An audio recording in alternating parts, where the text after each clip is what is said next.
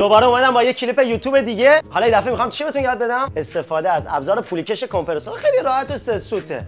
اول باید کلاچ کمپرسور رو در بیارید که تو ویدیوهای قبلی بهتون توضیح دادم. لینکشو میذارم واسهتون. بزنید روش این کلاچ کش. اول باید کلاچ کشو در نمیارن. با کلاچ کش کلاچ رو در میارن. خب اینا که در میارن. بعد میرسیم به کجا؟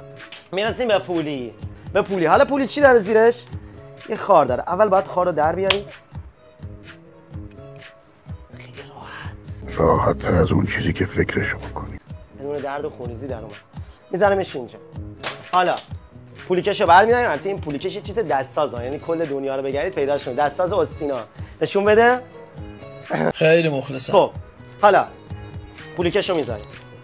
اگه سعی کنیم که یه مهره یا نکته کارن، حالا حتی کمپرسور 500 کمپرسوری که میلنگش بزرگه، ولی اگه سعی کنیم مهره خود کمپرسور بعد از اینکه کلاژو باز کردیم بذاریم روش خیلی بهتره، چون ممکنه فشار بیاره و میلنگتون خراب بشه. بعد نگاه کنید پولیکشو میذارید روش.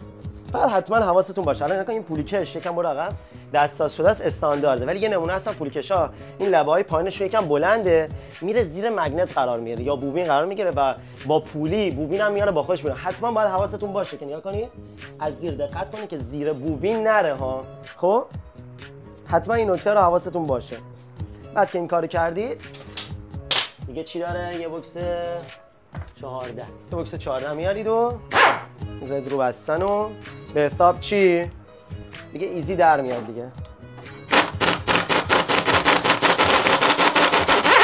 تمام، به همین سادگی. چی میخوای دیگه؟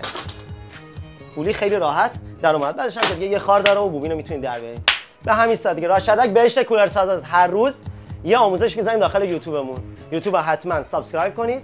یا زنگوله هم بزنید که واسهتون نوتیف بیاد وقتی که ویدیو میذاریم. راشدک بهشت کولرساز از قطعش کن.